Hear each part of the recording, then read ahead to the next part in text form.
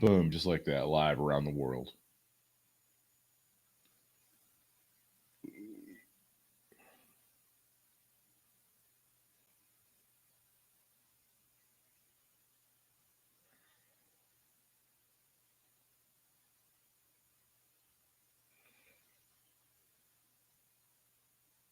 There it is.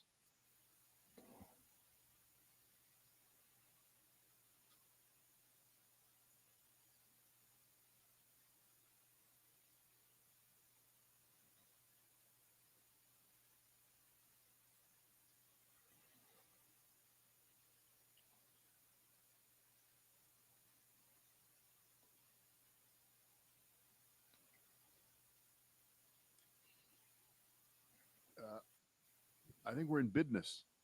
I think Business. we are as well. I believe we are as well. Business. Business. All right. Ready? Ready. It is the Brad and Britt cast, and I'm doing my best to keep my spirits up, my self esteem up. And uh, I don't think it was breaking news to anybody, nor is it breaking news, nor will it continue to be breaking news as more documents and revelations from the bowels of Facebook become public. That the people who work there, they do have a conscience. They knew and they know what's going on. And as far as the part about children and teenagers seeing Facebook and thinking, "Oh, I'm not as good looking as her. I'm fat. I feel terrible. It's horrible." That's all true. But with that being a fact, why doesn't the Congress bring the heads of YouPorn and Pornhub in there? Because I don't know that what these are. What are those things? I'm told that the videos there can make you feel, well, not quite. I'm just saying. I'm not. I'm just saying. There's a certain Just bring them. euphoria. There's a certain euphoria and a certain amount of shame, and then there's a certain amount of yeah. Okay, just this is something to just There's put over there on the shelf. There's a podcast about those people. There's like one company behind that does most of the traffic to those, and it's a fascinating company, and they're just as awful and just as manipulative and everything else as you would imagine. And I can't remember what their names are, but they're really dreadfully awful, and there's a whole underbelly to that whole situation, which get to Really? survive. And yeah, there's a whole. It's unbelievable. Who would have There's guessed? Who would have guessed? There's the All headline. right. Facebook wants the young people back.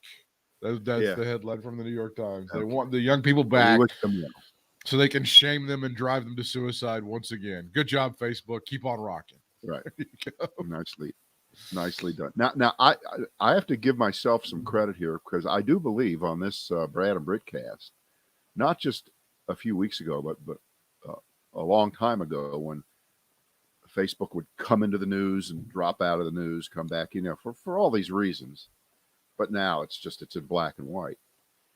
But my thought was, and I said, if they can't monitor or even come close to monitoring things in the United States with the what's it, tens of thousands of people supposedly that are playing hall monitor on things, banning people, and then it's impossible around the world. Everyone doesn't speak English, and they don't hire people around the world in other countries. So, gee, I can't imagine why there would be plots and conspiracy theories and revolution coups in other countries where they use Facebook. So that doesn't make me a genius for thinking, but it's so true. It's so obvious, and I don't know. It's bigger than them. They're never going to get their arms around that. So I don't know what the answer is, but hang on. Let me take the Republican view of everything else in the world until now. What about personal responsibility, Britt? Yeah. What about personal responsibility? No, nobody made the tobacco companies shove the cigarettes down your throat. You chose to smoke. You chose to drink. You've made all these, but with Facebook, we're just all, oh, we're victims. Okay. Nobody really understands what they do. Nobody can get around it, and there's really no way to regulate it. I mean, we can try to take stabs at it, and something needs to be done, and blah blah blah. But no, there's nobody. Even the people that are very I smart about know. technology and have been in it their entire lives and are just geniuses, they don't really know Oh, yes, they do. Of in course terms they of do. in They terms of absolutely. the algorithm and No, what it does and all that other stuff. No, they don't. you They don't you don't really have to. No, understand it. you don't have to know the coding. You don't have to know that. All you need to know is that the more destructive, the more evil, the worse the shit is, the stickier it is, making you less able to walk away. The more horrible for society and for planet Earth that it is, the more profitable it is for Facebook. And they have chosen, we'll take the Oh, profits, sure, fuck the sure. world. That so So I just explained it to you. if I, So Brad that's it. Krantz, were in charge of the world and had and I had the ability to regulate Facebook, Yep. I would blank. I would, President Bartlett, what did he say in that one show? Go ahead, say it. Well, he does. Shut it down. Shut it You down. can't that, and you know that's not going to happen. That's not an option. I know that. So And by the it. way, remember on that show they didn't shut it down either. Okay, No, well, nothing shut down. But I'm saying they shut down the government for a few days, and he ate popcorn and watched the Notre Dame women's Right. basketball team play. Yeah, that happened. But there's nobody that understands it. I'm sorry, there's nobody in Congress that really gets it. There's nobody really in tech that gets it. And they said we should do this, and this, and then Facebook would be much better. That's the huge problem right now. There's such a massive octopus with its tentacles and everything that you can't just go, well, if we did this and such, and then restricted this and such, and then we did this, and everything would be fine. So I don't understand how to solve it. I just don't. Well, Facebook is like economics or dating or next Sunday's football game that you're going to watch. You don't know. Nobody knows how it's going to turn out, and nobody knows how to alter the outcome. I understand that. You're right, of course, but I don't have. Obviously, I don't have the answer. Nobody does, but you are definitely correct when you bring up the fact that we have all these people who, and I don't mean to offend you, but you're not the most tech savvy person on earth. Neither am I. No. But we're about 20 laps ahead of probably 75% of the members of Congress. Fair enough? Fair enough? I would say, yeah, that's about right. Yes. That's about right. And so when they're up there in these hearings with the tech people, and I think as we're speaking, they're talking to the Snapchat and Twitter and God. What's the one that TikTok? the youngsters are all yes, that one. The TikTok. Like that, what the youngsters are. Yes. It's like I'm Ed Sullivan. Well, for you youngsters tonight, we're Snapchat. Frank Sinatra sings songs the young people will like. It's that album. It's when the album comes out. Yeah. So, they'll muddle through.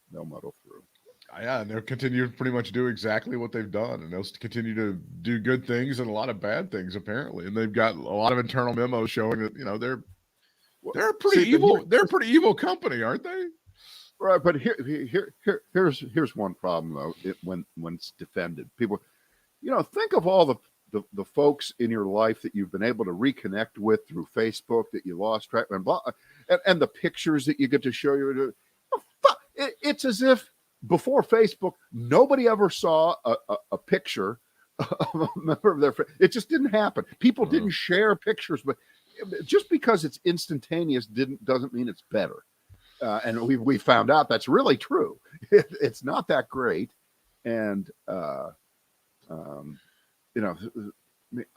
get the defense of it in terms of yes, it's different, but honest to God,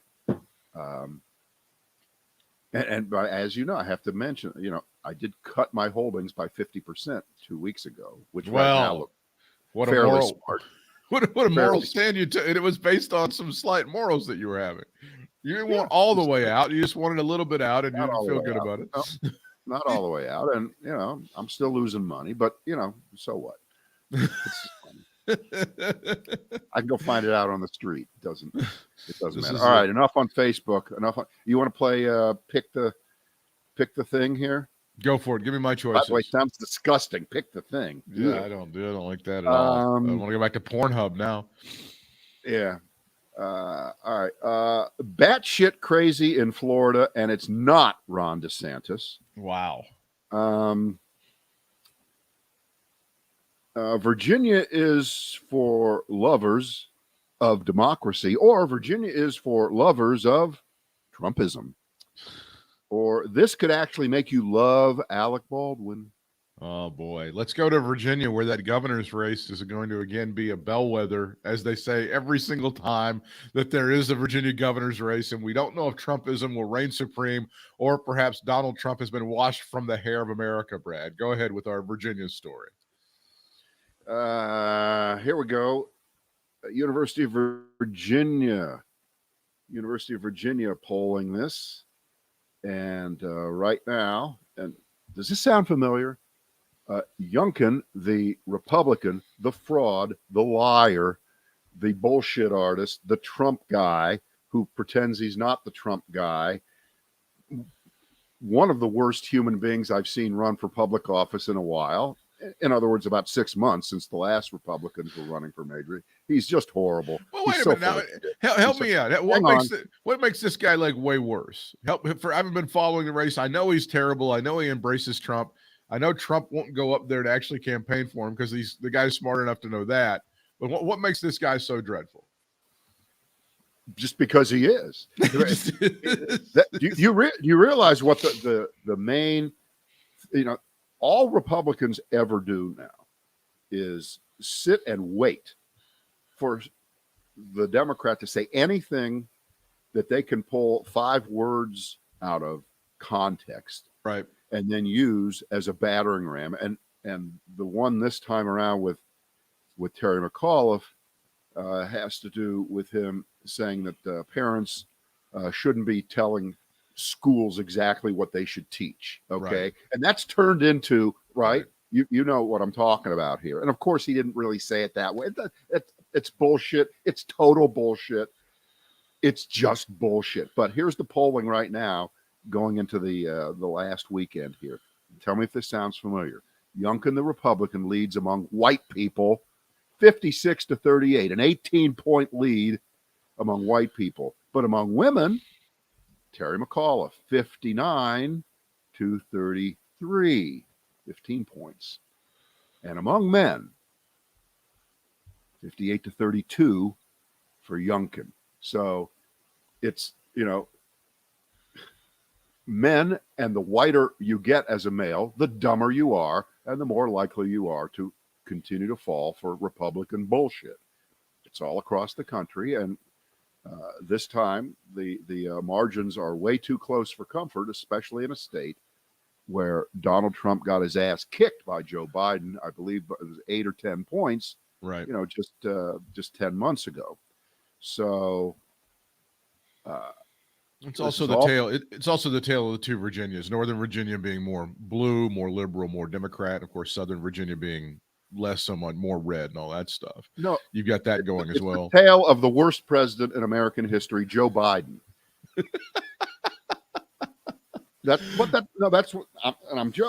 I'm not serious, but that is what's on the ballot right now, and all midterm races are, of course, a referendum on the last one, and if it's after a presidential election, it's about the president. And Joe Biden's ratings in Virginia are terrible, like they are everywhere else right now, because Joe Biden intentionally raised gas prices. He intentionally lost the war in Afghanistan. Well, here you go. Yeah, this is Joe Biden can't get any legislation. This is the narrative that's emerged. The narrative that's emerged is this has been the worst 9 months in the history of our republic ever. It's just there's inflation. Right. I can't get toilet paper anymore, and when I can now, it's $100 a roll. I'm not going to be able to get Christmas. I won't be able to get Christmas presents for my family because even if I can afford to order them, they're not going to be here because those Chinese people can't get them here in time. And like you said, gas has gone up to $70 a gallon. And yeah, this is the narrative that they put. It's worse than that, Britt. It's not that the Chinese can't get their stuff here. It's that Joe Biden has put up a blockade around the ports of Los Angeles and Long Beach and Portland and Seattle to not let stuff in because he hates Christmas, because he's the Antichrist. And so is his, health guy, Anthony Fauci, who intentionally funded the Chinese so they could develop the coronavirus and kill the rest of the world. Yeah. And maybe it's a little bit, that wasn't too simplistic, was it? No, that's very nuanced. Well, but we totally left out the fact that Joe Biden is trying to teach critical race theory to your children. He still wants immigrants. I've seen the videos. I've seen that video, Britt. He still wants immigrants to come and rape your daughters. I mean, that's still a thing that he wants. He's right. Supporting. Right. I mean, that's why this has been the worst 9 months in the history of our republic, and Joe Biden is directly responsible for all of it. That's right. Biggest caravan is about to hit the southern border again. And they're all saying thank you, Biden, when they come in now. They're registering on their own. No, they're not saying thank you, Biden. They're saying let's go, Brandon. You know this, as they're coming in past the border. Right. So that's the narrative that they're trying to in any race whatsoever, and that's what's permeated this race in Virginia. Right. But here's the frightening part of this right now. For real, that. And we're speaking on Tuesday, and I guess Biden is leaving the country on Thursday. It's about time. Don't come back. Right? Yeah. Take Kamala with you. And so now the self-imposed artificial deadline that really doesn't exist, but exists now, to get at least some legislation passed so that Joe Biden can sign it before he leaves the country so he can brag to the rest of the world that he's getting shit done in the United States. I don't think for 1 second that is going to be a deciding factor in the Virginia governor's race, but they're making it appear that way, that Terry McAuliffe needs a victory by Joe Biden as much as Joe Biden needs a victory by Joe Biden legislatively, because then those people that were in that poll that we just talked about, some of those white men who've decided that they're done with Democrats, not just a little bit, but now forever, they're going to come back if they see the United States Congress pass and then Joe Biden sign on Wednesday or Thursday before he leaves all the big legislation on infrastructure and the other piece of legislation, the bigger one, the several $1 trillion or $1.5 trillion shrunk down from originally 6 to 3.5 to less than half of 3.5. Thank you, Joe Manchin. Thank you so much for that. Anyway, so that I don't think that's going to move the needle in Virginia now, because again, we're what 100 years into talking this way, Britt, that the Republicans are better at evil. They're better at messaging. They're better at destroying. They're better at tipping over the table at your party, no matter what happens. And so this will definitely be a case where if this shrunk down version of the original legislation is passed and is signed, it's going to be less effective. It's going to be less long lasting. It's going to be vulnerable to being killed by the next Congress if the House of Representatives goes to the Republicans, and maybe even the Senate too. Right. They may try to kill it, and then in 2024, if they haven't killed it, then and it's not that Joe Biden is going to sign the death warrant on his own legislation. I understand that, but Republicans have this way of, how should we say it? Let's call it what they did with Obamacare. How many times did they pass legislation to kill Obamacare? About 70 times. Right. And even when they had a Republican president, it still didn't get killed because John McCain. That's right. Saved, but they came basically one vote away. They came one vote away from killing it. Right. And if this is the smaller version, which is going to be of what was originally proposed, are they going to call it the used deal instead of the new deal? I don't know what they'll call it. You see, new car, used car. That's what I did there. Are they going to call it the Society instead of the Great Society? The Mass Society. The Society. Nah. society. That's good. Because the this is just Democrats versus Republicans classic here, where Democrats believe that if they just do good things that help people, they will be rewarded for their good deeds. They will help with child care. They will help pay for college. And they never They do. will help with elder care.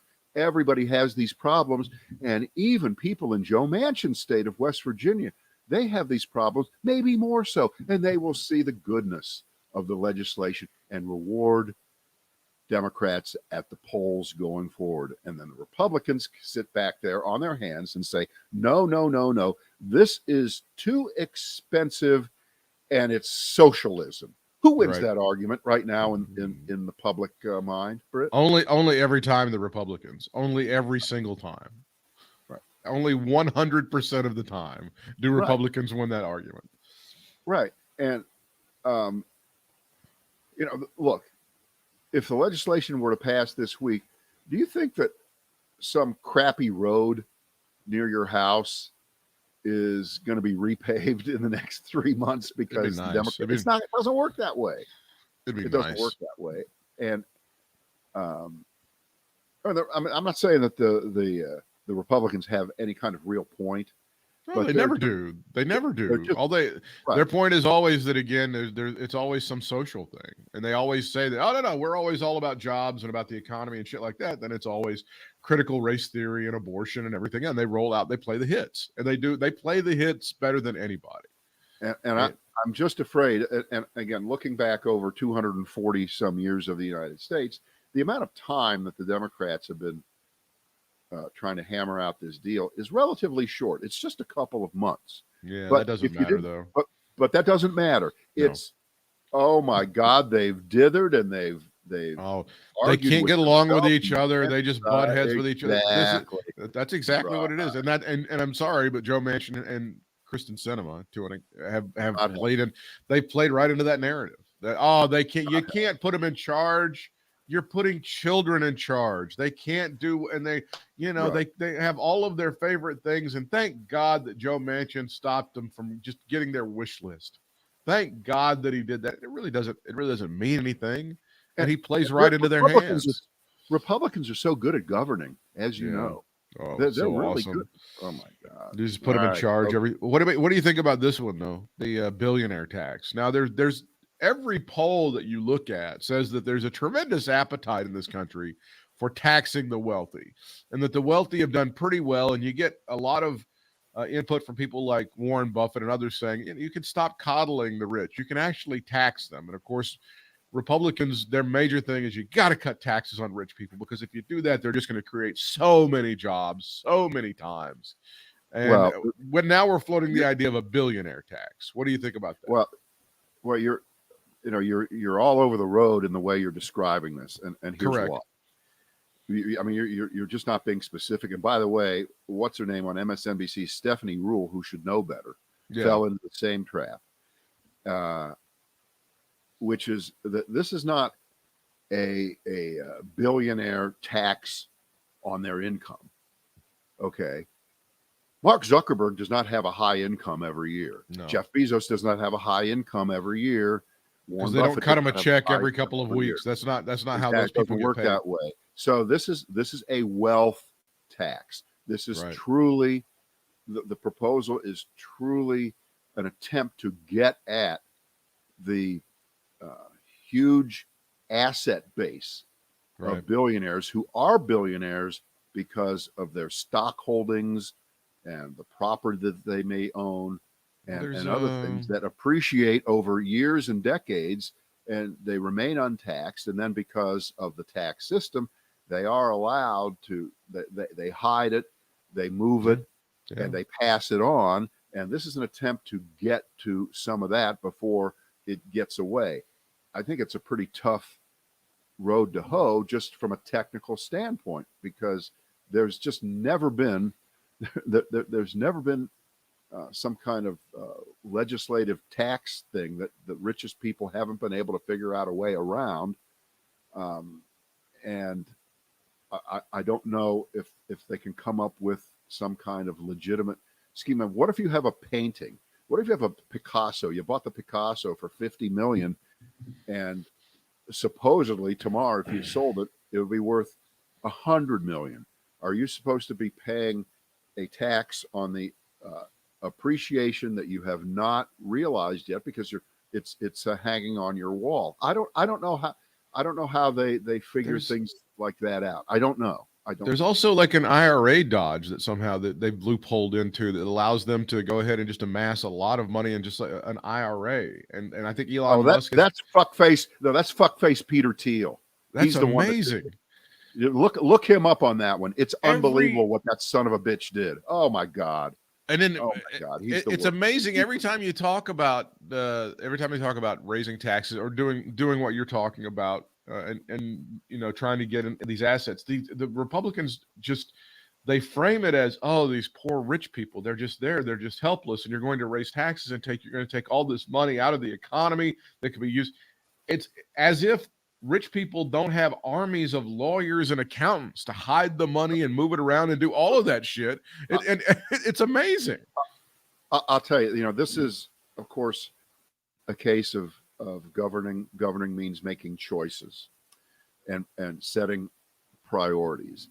And I just don't think, years from now, if they did put something into this legislation about trying to and I think the word will be used a lot, confiscate the wealth of really, really, really rich people. And by the way, Britt, you and we should be careful about that, because next it'll be us, because we're going to be rich someday like that, and they'll come after us. So they came for the billionaires. They came for the billionaires, and I did nothing. But to me, if you really wanted to do the most important thing to help the greatest number of people, not tomorrow, but in the mid to long term, assuming that if you're under 55 or 60, you have a long life ahead of you, you may live another 20, 30, 40, 50 years. The most important thing that you could do, which I don't consider taxing the rich, but it'll be portrayed that way if it ever does, would be to change the way Social Security deductions are done in this country. And right now, one of the suggestions is, and I think it tops out about 130,000, first 130,000 or so, you get taxed for so, and then that's it. Everything after that, you don't have to pay the Social Security tax, the whatever couple percent it is that your employer matches, right? Right. And one of the proposals is, okay, after 130,000, it picks up again at over 400,000. Okay. So everybody in between there still gets the break. I say, forget about it. I say every dollar should be taxed to save Social Security from now into the future, which will do more to help middle and lower income folks who are going to need that. A lot of them use it for 30, 40, 50, 60, 70% of their of the way they live after they retire or they stop working. And if something isn't done quickly about that, in 10 or 15 years, and the number changes all the time, it's going to be to the point where they have to start cutting benefits. They have to start cutting benefits. And people aren't going to like that. They're going to hate that. And that would be, but there's nothing sexy about that. Isn't that the most boring thing? That's just not exciting, because it doesn't really, and I cannot imagine what argument Jeff Bezos or the richest people in the country would really have against paying the Social Security tax on every dollar that they make. And I'm not talking about a wealth tax for Social Security. I'm just talking about income taxes. Okay, we'll stay in that realm because it's more understandable for everybody. Sure. And there are people that make really high salaries there are. That they get, and when they get to April or something, and they've made their first 130, and they're going to make another, man, I just got a raise for the rest of the year. I don't have to pay Social Security, right? Right. So I'm told, and yes, that is redistribution, but it's the kind of redistribution that is so good for the country, that's so good for shoring up a problem. And by the way, that same thing applies for Medicare too, right? You don't Right. want Medicare to start having to cut benefits, and Medicare has an expiration date too on where the amount of money starts to go upside down. So, your FICA tax, make that exact on everything. I should be on everything. That's the tax hike you could love. That's the tax hike that we should be able to live with, that should have a large constituency, even among stupid fucking white Republican males who make $45,000 a year. They should understand that every dollar they make gets taxed for Social Security, but the boss man down the hallway, who's a rich guy, he ain't paying shit after the first 130. And shouldn't he have to pay on all of it? They should understand that, but they don't, and it won't happen. And I thank you for your attention. Let's go to Florida for your second story there. I want to see what's going on in Florida. This does not involve now Governor DeSantis, you're telling us? No, it doesn't. This is from the Tampa Bay newspaper here, the Tampa Bay Times. They have an attorney general there. Her name is Ashley Moody. Moody. And she signed on to the lawsuit with the other Republican attorneys general, demanding that the Supreme Court listen to Texas to help try to overturn the election. Remember that? And they've dug in and found a bunch of emails from within the attorney general's office in Florida. And all the other lawyers in the office said, this is batshit. She's out of her fucking mind. She's nuts. There's nothing here. Here's the quote: batshit insane, which is why Texas's Solicitor General wasn't in on it. Okay. So it must be the only guy in the Texas Attorney General's front office who didn't quit or wasn't fired for alleging that Paxton committed crimes. So that's another issue out of Texas where the Attorney General is in all kinds of trouble too.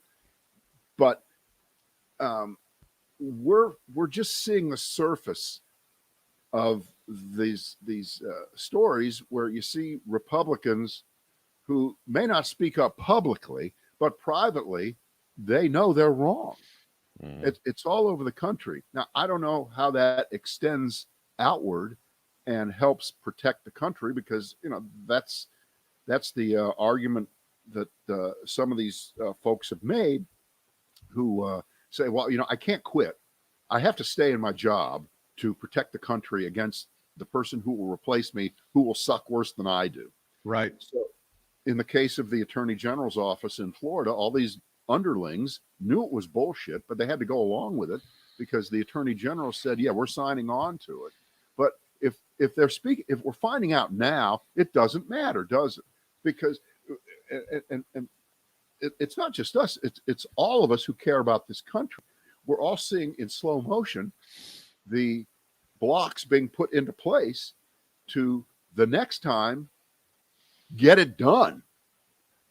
It's not going to get stopped. They're going to figure out how to make the specious, disingenuous legal arguments in front of a judge that may have been appointed by Republicans, or in states where the legislature has changed the law to make it possible to make these ridiculous, legally weak arguments suddenly get accepted. Yeah. So, the year 2020 into 2021, we're seeing the dress rehearsal. We're seeing this sucker play up in Bridgeport, Connecticut, and they want to bring it to Broadway for the big show in 2022, but maybe not till 2024. 2022 also kind of a warm up, a prelude. I mean, I didn't even notice this here in North Carolina. And again, we've managed to kind of keep our heads below the radar, out of the headlines most of the time, with Texas and Florida and Georgia and places like that. But thank God Mark Robinson, our lieutenant governor, is out there pitching for us. He's trying. He's trying. He's giving it a shot. Not getting the kind of traction that he was hoping for, probably. Yeah. But they passed in the legislature this bill that would comb through all of the jury records when you get contacted for jury duty. One of the questions they ask you is, are you an American citizen? And if you say no, well, then you can't be a juror, right? Correct. So the Republicans in our state, North Carolina, they came up with this brilliant idea to match up the jury response records with the voting rolls so that they could catch all of the people who are voting in this state illegally who aren't citizens. And you know what the number that they came up with on how many have ever even attempted to do that? You ready? You want to play high-low on that one? You want to play high-low? Go ahead, try it. 4. I'll say 4. That's a little low. That's a little low. Well, what is it? 18. This is never going to see the light of day. It's not going to pass. Cooper would never sign it with the governor. But it's the point that they would do this. It's the point that they're making, that you need to not trust elections. You need to not trust the registration process. You need to not trust who's on the voting rolls just because. And we, the Republicans, we were trying to do something about it. You see what we were doing? Didn't work. You wouldn't allow it to happen because you like to have fraudulent elections. You like to have illegal voters, don't you, Democrats? Of course. Well, yeah, and we're trying to replace all the white folks with immigrants too, Tucker. That's one of the things that we're doing. Right. So that's what they're doing. Well, I did see, and I can't find the article now, but they really kind of did the deep dive into these ideas about registering dead voters and dead people voting and stuff. And almost in every instance, they found it was Republicans that were doing it, that were registering dead people and were having dead people almost every single. I don't think, in fact, I couldn't think of a single time that they caught a Democrat doing that. I mean, it was always like, it was maybe in Pennsylvania or somewhere up north where the guy had registered dead people to vote, and there was all sorts of. It was almost always Republicans that were doing this shit every single time. Well, all I can say, Britt, is that the Republicans have a lot of nerve talking about dead people voting when Charles Grassley, age 88, is running for re-election in Iowa. Boom! Roasted. Okay. I don't apologize for a second for going ageism on that guy. I don't. In the wake of that, in the wake of that Rolling Stone article, this article from CNN, at least 5 former Trump White House staffers are talking to the January 6th committee. We've always wondered at some point when the snakes would turn on each other. And there are some people that were involved with planning all of the rallies and stuff that are pissed off at Donald Trump. And they're very upset. They think that he has betrayed them. And they're like, I'm out. I'm going to talk to whoever. I'm not the one that's going to go to jail. Fuck this guy. Fuck Mark Meadows and Mo Brooks and Paul Gosar and everybody else that was out there. I'm going to start yapping. So maybe we're actually going to get to some of the truth of this. Well, I mean, this is the theory as to why you start to indict people, not starting with Trump. You start below, and just like when they break up a mafia family or a crime ring, they start with the guy out on the street selling single cigarettes. The next thing you know, you've got the captains and the people at the top. So these are staff people in the White House whose names we probably wouldn't know. Correct? Right. These are secretaries and people like that. Well, you know what? Guess who knows the most about what goes on in an organization? Absolutely. I'm sure it is. And by the way, I haven't seen. And Trump throws more air balls, than anybody on everything. Right? I'm gonna sue the government for doing this. I'm gonna use executive privilege when I don't have any. Correct. But I noticed that through the last few months, and for instance, with this story today, with White House staffers talking to Congress, I'm surprised that Donald Trump hasn't tried. And this would be a complete fraud, a complete fake, with no basis of legitimacy, fact, or ability to really do it. But I'm surprised that he hasn't said that these people signed personal non-disclosure agreements with me and therefore are not allowed. They shouldn't be allowed to talk to right? Doesn't that sound like something he would do? Ooh, lost your audio there. Hold on. Lost your audio. Hold on. Sorry, that was me. I was muted for just a second because I think I snorted. But no, that dog ain't gonna hunt. If you're not gonna get executive privilege, then your stupid non-disclosure agreement's not gonna work. No, we're not arguing the merits. Yeah, but that it's bullshit, of course. Exactly. The point is, everything is designed to delay, and every one of these things is. Well, it doesn't mean anything, but it's going to have to be decided by a judge, right? And the judge always goes, "This is a joke," and he throws whatever stupid claim Donald Trump is. And we'll be able to hear that case next February. I mean, that's what he does. That's what they're doing.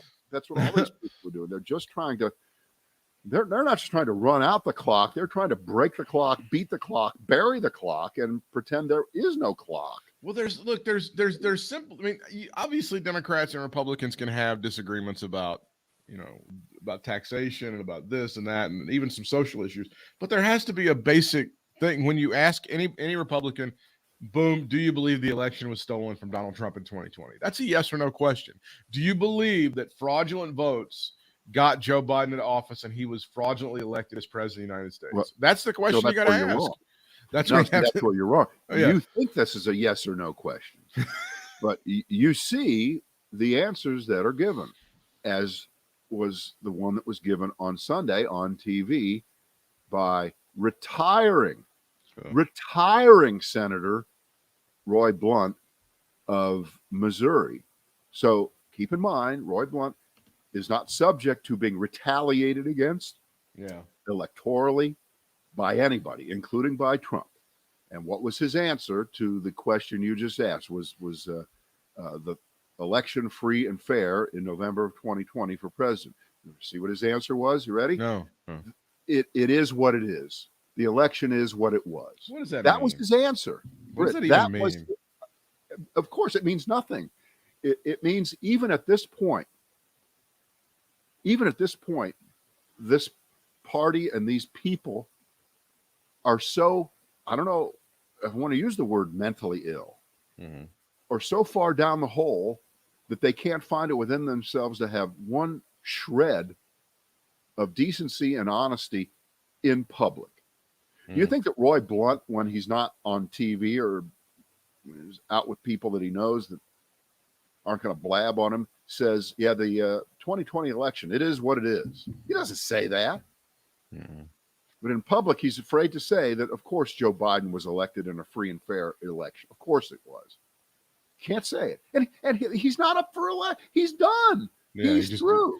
And by the way, let's not leave it just with him. Have you heard Richard Burr say that the 2020 election was completely legitimate and that Joe Biden is the president of the United States? I haven't heard him say that. No, maybe the best you ever get out of these people is there were certainly some concerning examples of election fraud, but I do believe that Joe Biden won the election, and we need to work on that election fraud. Of course, it's not good enough. It's bullshit. It's always I apologize. We have one more scrap on the table, and that was your third story. And I can't remember after Virginia and Florida what your third story was that you were going for. Oh, I know it is. This could make you love Alec Baldwin. Please give it to me, as he continues to be savaged by people like Donald Trump Jr., who needs to overdose immediately. That's the story. We have a listing. Thank goodness we have the Associated Press to list all these horrible things. And you and I are not known exactly for discretion in a lot of cases. No. But you know what? And I think this all happened after our last podcast on Thursday, right? We didn't talk about the shooting on Thursday. I think it happened that day. So it didn't develop, and we've been talking about it. You know, I actually thought for about 2 seconds about putting up some kind of a smart ass pithy thing about it.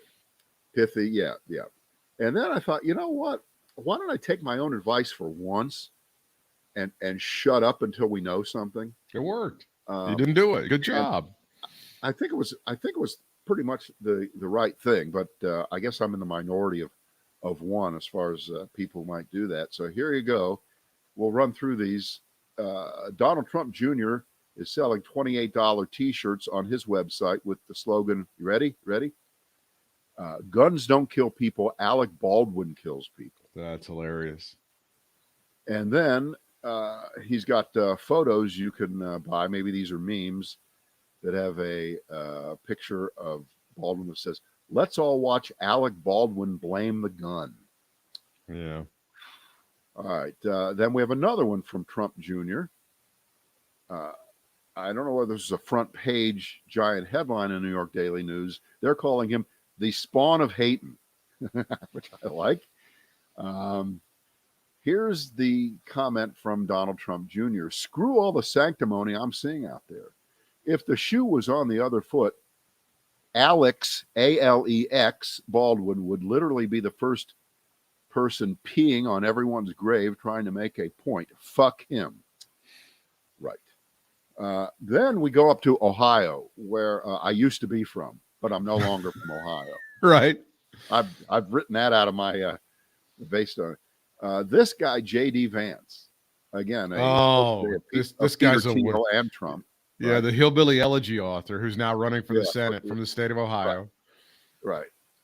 So he goes on Twitter and he says that Trump should be let back onto Twitter just so he could go after Alec Baldwin.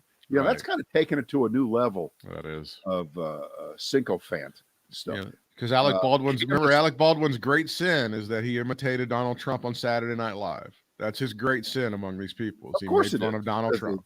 Of course, it is. Now, when you delete tweets, we know that means nothing. So we'll pretend that this is something, but it's not. That woman, Candace Owens, she's just dreadful. Delightful. She says that the shooting was poetic justice, her words, for Alec Baldwin. Poetic justice. That prompted Alec Baldwin's daughter to call Owens, quote, the most disgusting, hateful, cancerous human being I've ever come across. Well, she hasn't met everybody yet, but that's true. That's true. Out to Colorado, Lauren Boebert. It's the Rogues Gallery. They're all in on this. It's just the worst. She made fun of Baldwin by recalling that he once promised to make T-shirts reading, "My hands are up, please don't shoot me," in support of Black Lives Matter. Boebert said that Alec Baldwin, are these still available? Ha ha ha, asking for a movie producer. Ha ha ha ha. Like Trump Jr., Boebert dismissed the resulting criticism. You crazy blue checks want to take away our right to defend ourselves with a firearm and know nothing about basic gun safety. If this was a conservative celebrity, you'd be calling for his head. Okay. Yeah, sure. Imagine whataboutism on a okay. And then over on The View, a show that I don't watch, and every time you bring it up, I beat the shit out of you for bringing it up. But I aggressively don't watch it as well. Exactly. Sunny Hostin, who is a lawyer, she's one of the hosts. She went after those who criticize Alec Baldwin, saying they're trying to exploit the tragedy for political points. And I don't know how you make political points with Alec Baldwin. He's not a politician. He's not running for office, but okay. No. I guess it's culture war trumps everything. Small T. Right. You know, a woman died here, a woman who was a mother, a wife, someone who was just good at what she did. When you have people like that coming out, try to, I don't know, take some sort of opportunity and a shot at Alec Baldwin, I thought it was pretty disgusting and despicable. She's obviously in the minority of people who think there's something to be gained on this from pinning this onto Alec Baldwin. I'd be surprised if the end result here is some kind of legal action against Baldwin based on he should have known it was a real gun with real bullet. He should have known. I don't know whether that one's that part of it. I mean, that part of it. Right. That part of it is silly. However, you know, the safety concerns on the set, and since he is part of the production team and stuff, he can be that's going to be the negligence where it's going to be. But it just sounds like every half-ass radio station we ever worked at. Low budget, cheap equipment. Not enough people doing their jobs correctly who didn't know what the fuck they were doing. I mean, this is a low budget, low rent movie. Now, you could say, if somebody would have, why are you involved in such a low budget? But what? And if somebody would have brushed against one of those wires hanging from the ceiling at WZTK and died, then maybe there would have been, there would have been some problems and somebody would have had to answer for something. Thankfully, that never happened. We only have cancer from all the radiation. That's all we have to deal with as we go forward in our lives. So that's a good thing. Right. And I just want to end with a restate of a bottom line idea that we had many, many months ago. And I think it stands the test of time, maybe even more so now, based on the fact that you just revealed that story of the White House staffers who are apparently talking now. Right. And, this is not going as fast as we want it to. Wish it was going faster. But the repulsive, disgusting attempt to smear the police who were on duty that day and make it somehow about them, that it's their fault over what happened on January 6th, as opposed to is so far off the mark. And I only mention one last time that only White House police died. Only one Ashley Babbitt died. If we would have had 4 or 5 members of Congress or something happened to Mike Pence, would we be where we are right now? I think we'd be a little bit further along. And I hate to say that we would have been better off if a few members of Congress, quote, had been sacrificed, unquote. I hate to say that, but it's true. It's really, really true. In other words, the wrong people died. No one should have died, of course. It never should have happened. But because it wasn't tantamount to a political assassination or loss of life, this isn't like when a congressman dies in a plane crash. We're sad, and if we would have had members of Congress, if Nancy Pelosi, if there would have been a hostage situation, we'd be in a different place right now. Because, and you can kill me for saying this, even Republicans would have been outraged at it and couldn't have pretended otherwise. Even Republicans, if there would have been loss of life by their own. Possibly. Yeah, you're right. I cannot say definitively anything, because that would be like saying, this is the one thing that's going to stop Trump from running for president 4 years ago. They'll never run. I get that. I understand that. Yeah. But I do believe that if we would have had the deaths of people in office that day die at the hands of these crazy people, these horrible people who hate our country but pretend they love it. Exactly. We'd be in a different place right now. So, and unfortunately, the Capitol Police did their job well enough and got everybody protected. Well, they murdered that poor Ashley Babbitt. I mean, that's the narrative. They protected the people they're supposed to protect, which is people in the government, and they did their job well. Yeah. And even people who are right now part of that horrendous 6 that were named in the Rolling Stone piece, the Paul Gosars and the Lauren Boeberts and the Marjorie Taylor Greens, and Mo Brooks, and Mo Brooks, those Madison Cawthorn. They were protected by those Capitol Police. So that's what makes this so sick. That's what makes it so horrible. Hey, guess what? They protected the wrong people. How about that? There you go. Okay, that's enough for today. We will be back on our next one, whenever that is. I think it's 24 hours from now. What do you think? I think that's right.